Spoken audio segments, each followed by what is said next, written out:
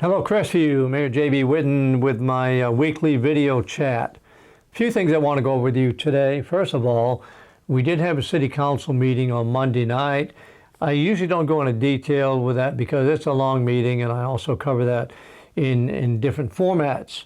But I did want to share one thing because it was kind of like a money night at the Crestview City Council meeting on Monday night, and that is we had some really nice donations.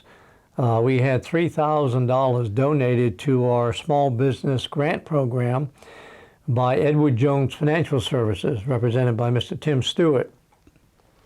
And the good news about that is, even though we had run out of funds before, as we get more funds in, the city manager is able to open that fund back up and allow any small business that missed the first round and the second round will be able to come back now and say, hey, I want to apply for a grant up to $1,500. And the guidelines are the same. It still has to cover your, be to cover your mortgage or your rent or utilities. But that'll be opening back up real soon. I would tell you go to the city website front page is where that program would be located, and you can determine when it opens up. It should be real soon.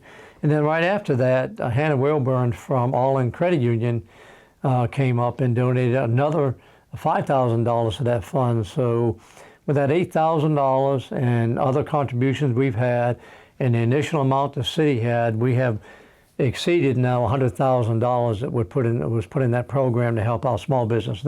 That's a good thing. That shows truly a community coming together. So I was really glad to see that. We also had a couple other grants. The city has applied for a block grant of $160,000 to help us with any of our HUD programs, our Housing and Urban Development Program. And if we get that grant, that will be an annual grant. It'll be able to help out some of our house units that might need some assistance. The police also applied for $110,000 reimbursement for the extra money they had to spend during COVID-19.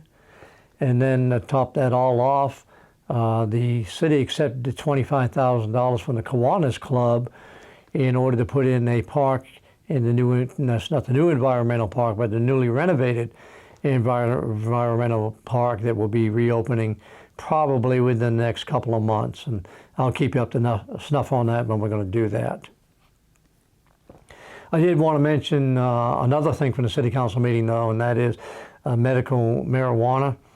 And that is, there was some suggestions from people interested in coming here that maybe the city council had accepted an ordinance that was a little bit too restrictive on who could come in here in terms of dimensions of acreage, setback, those kind of things, and asked them maybe if they could look at it.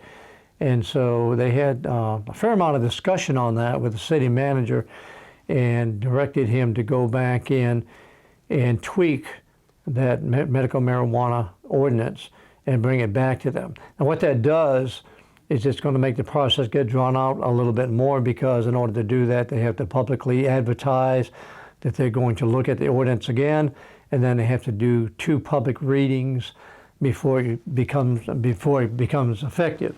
So that means at least 2, maybe 2.5 months before that program will move along. But I think they're doing it for the right reason, and so we'll just have to bear with them on that. I want to mention something I mentioned last week, and that is on the 20th of June, we're going back to our family movie night. It'll be in a traditional fashion, that is, sit down at the amphitheater starting at 8 p.m. The movie will be Toy Story 4. And it'll be sponsored by Caldwell Banker Realty. And the last I heard, they're going to be able to bring in a food vendor as long as we're careful about keeping our distances as we have in the past. And the other thing is, even though we're seated in there, there's enough room underneath that shelter that we can all spread out if anybody's concerned about being too close to somebody else. So think about coming out on Saturday the 20th for Toy Story 4.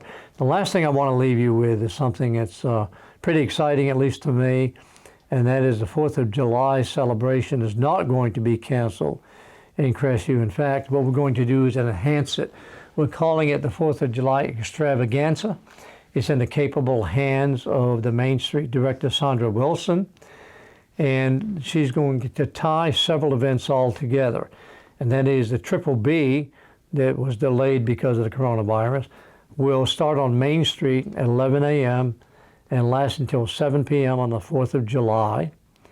The Safety and Security Expo we normally have will also be operating on Main Street during the same time, so you've got to kind of get to come down and see fire trucks, EMS vehicles, police trucks, police vehicles, and those kind of things.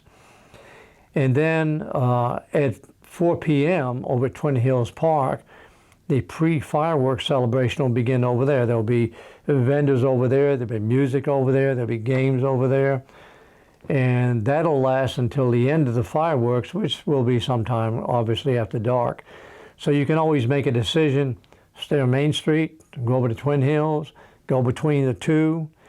In either case, either place that you go, there'll be entertainment, there'll be music, and if you're a active duty military, a veteran, show your ID, and they'll be giving out coupons that'll allow you to go to a food vendor and eat free.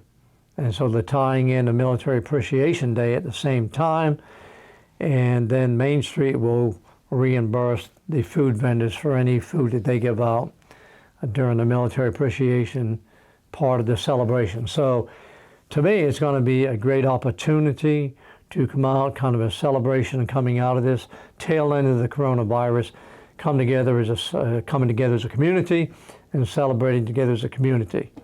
And so I look forward to that. I'll be mentioning it again as we get closer, and I'll leave you with that thought. And as always, my honor to be your mayor, and God bless each and every one of you.